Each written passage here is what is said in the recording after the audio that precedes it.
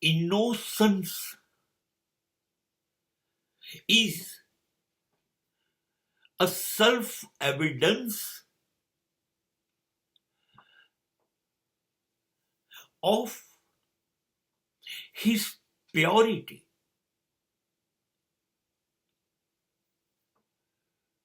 His truthfulness. It is evidence that a man is living with one face only.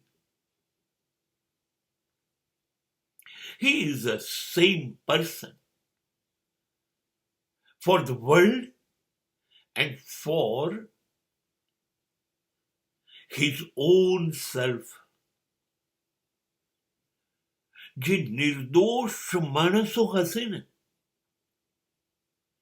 સહજ, સરળ,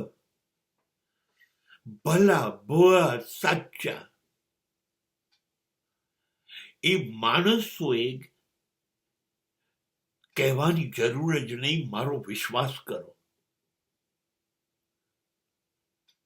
એમને જ લોકો એની વાત માની લેશે કે આ સત્ય સિવાય બીજું કંઈ કહી ના શકે કે બીજું કંઈ કરી ના શકે. એ અંદરથી અને બહારથી એક જ સરખો હોય.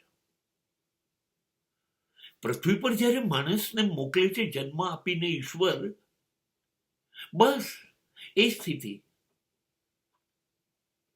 તમને લાગે છે બાળક જન્મ્યું એ કોઈને પણ છેતરી શકે? એની અંદર કોઈ રમત હોય, એને કોઈ જરૂરી નથી એવો લાભ તમારો ઉઠાઈ લેવો હોય? નહીં, એની છેતરવાની કેપેસિટી જ ના હોય.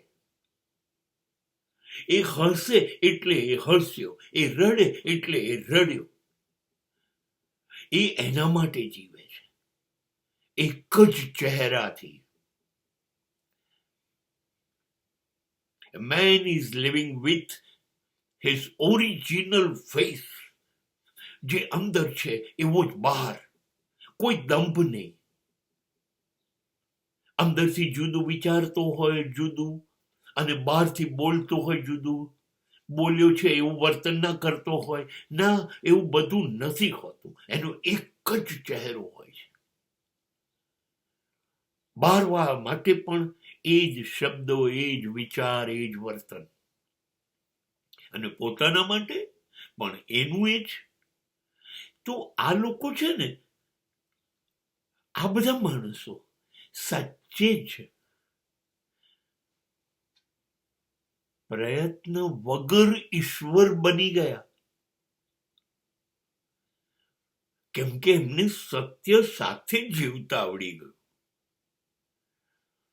એમને અસત્ય એટલે શું, અનીતિ શું, અન્યાય શું, છેતરપિંડી શું, અરે ભાઈ સાહેબ, એ બાબતની ખબર જ નથી. એ એમની દુનિયાનું, વિશ્વનું